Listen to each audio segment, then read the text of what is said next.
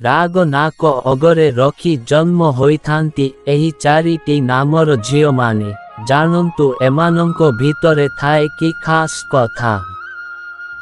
ବନ୍ଧୁଗଣ, ଜ୍ୟୋତିଷଙ୍କ ଦୁନିଆରେ ନାମର ବି ବହୁତ ମହତ୍ତ୍ୱ ଅଛି। ନାମର ପ୍ରଥମ ଅକ୍ଷରରୁ ହିଁ ଜ୍ୟୋତିଷ ଶାସ୍ତ୍ର ଦ୍ୱାରା ଜାଣି ହେବ କି ବ୍ୟକ୍ତିର ଜୀବନରେ ଖୁସି ଆସିବ ନା ଦୁଃଖ ଆସିବ। ନାମ ଦ୍ୱାରା ହିଁ କୌଣସି ବ୍ୟକ୍ତିର ବ୍ୟକ୍ତିତ୍ୱ ବିଷୟରେ ଜାଣି ହେବ। ଆଜି ମୁଁ ଆପଣଙ୍କୁ ବି.ଏଚ୍.ଏଲ୍.ପି ନାମର ମହିଳାମାନଙ୍କର ସ୍ୱଭାବ ବିଷୟରେ କହିବାକୁ ଯାଉଛି। କେମିତି ହୋଇଥାନ୍ତି ବି.ଏଚ୍.ଏଲ୍.ପି ନାମର ଝିଅମାନଙ୍କର ସ୍ୱଭାବ? ବି ନାମର ଝିଅମାନଙ୍କର ସ୍ୱଭାବ, ଯେଉଁ ଝିଅମାନଙ୍କର ନାମ ବିରୁ ଆରମ୍ଭ ହୋଇଥାଏ ସେମାନଙ୍କର ହୃଦୟ ଭଲ ହୋଇଥାଏ।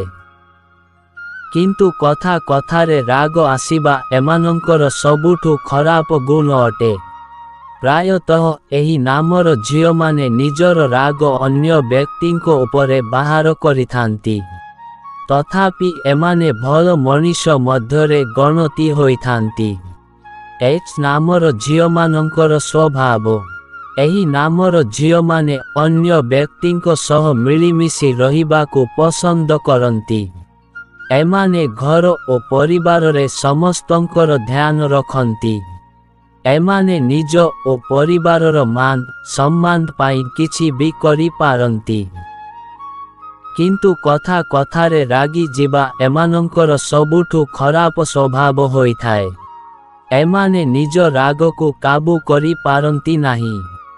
ଏଲ୍ ନାମର ଝିଅମାନଙ୍କର ସ୍ୱଭାବ। ଏହି ନାମର ଝିଅମାନେ ଏମିତି କାମ କରିବାକୁ ପସନ୍ଦ କରନ୍ତି ନାହିଁ ଯେଉଁଥିରେ ଏମାନଙ୍କର ଛବି ଖରାପ ହେବ। ଏହିଭଳି ଝିଅମାନେ ସବୁ ପ୍ରକାରର କାମରେ ଆଗରେ ରୁହନ୍ତି।